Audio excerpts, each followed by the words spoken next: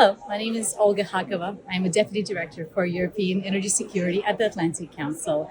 I'm in Rome for the fourth Ukraine Recovery Conference, which brings around 5,000 participants from the private and public sectors, as well as the civil society from around the globe.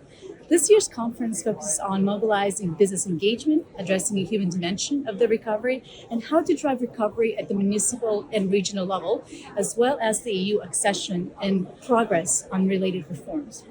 Over the last 3 years, the narratives coming from Ukraine have evolved on the goals for this conference.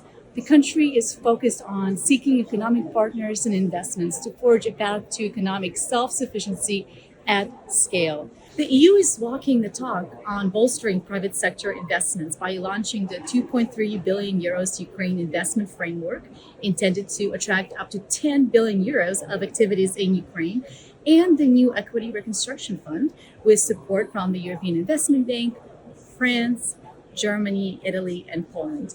Now, there could be very exciting opportunities for how this fund could engage and coordinate with the recently announced US Ukraine Reconstruction Investment Fund, the working of which are still being developed. The EU is also launching additional insurance mechanisms to help companies with navigating war-related risk. With these new tools, Minister Maloney encouraged attendees to not be afraid to invest in Ukraine.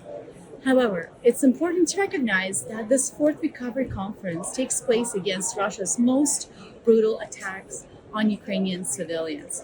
The visuals of Kyiv in smoke is a stark reminder that Ukraine's economic conversation is also underpinned by the urgent need for Ukraine to have the military tools to defend itself and the investments in the country.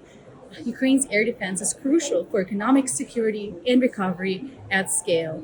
To quote First Deputy Prime Minister Sviridenko, Ukraine's defense sector is becoming more than a security tool. It is a growth driver. Make sure to follow Atlantic Council for more.